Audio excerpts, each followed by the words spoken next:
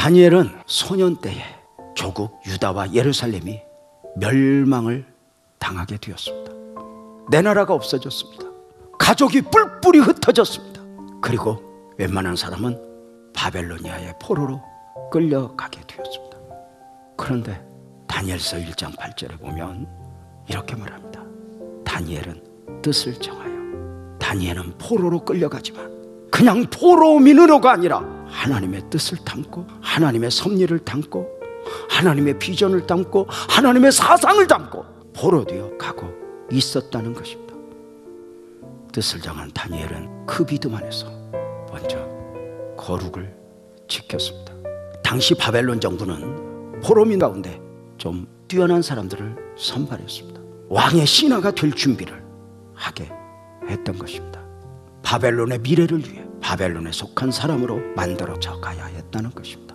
그런데 하나님의 뜻을 담고 있는 다니엘은 바벨론에 속한 사람으로를 원하지 않았습니다. 다니엘은 뜻을 정하여 왕의 음식과 그가 마시는 포도주로 자기를 더럽히지 아니하고 자기를 더럽히지 아니하도록 환관자에게 구했다. 왕의 음식을, 왕의 음료를 거절했다.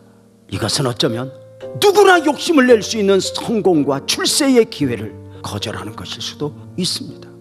다니엘은 바벨론에 살지만 바벨론 속한 사람으로를 원하지 않았습니다. 하나님의 사람으로, 하나님의 백성으로 자기를 지키기를 원했습니다. 뜻을 정한 다니엘이 지켜낸 것 또 하나는 기도였습니다. 다니엘은 기도를 놓아버리지 않았습니다.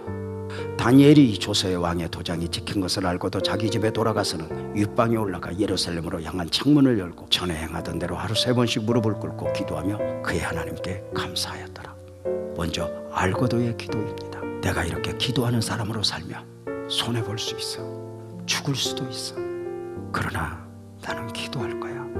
다니엘의 기도는 전에 행하던 대로입니다. 자신을 죽이려는 정적들 앞에서 전에 행하던 대로 예루살렘을 향하여 창문을 열고 하루 3번씩 그렇게 기도하는 것입니다.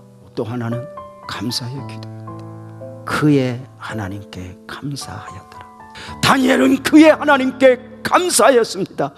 왕의 진미를 거절할 때 자기를 지켜주셨던 그 하나님을, 왕의 꿈을 해몽하지 못하여 많은 사람이 죽어갈 위험에 있을 때 환상 가운데 그 꿈을 해몽케 하셨던 하나님의 은혜들, 포로로 잡혀왔지만 그는 당당하게 포로 아닌 포로로 살아갈 수 있게 하셨던 하나님.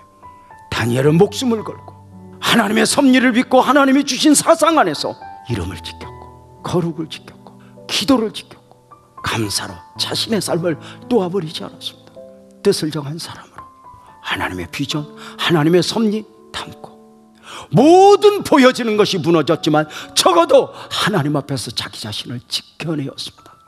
사랑하는 성도님들, 뜻을 정한 사람으로 하나님의 비전, 하나님이 주신 사상을 담고 가난한데 가난하지 않게, 어려운데 어렵지 않게, 억울한데 억울하지 않은 사람으로 삶을 만들어낼 수 있는 복된 은혜가 우리 성도님들 안에 넘치기를 주님의 이름으로 축복합니다. 그 하나님이 여러분과 함께입니다.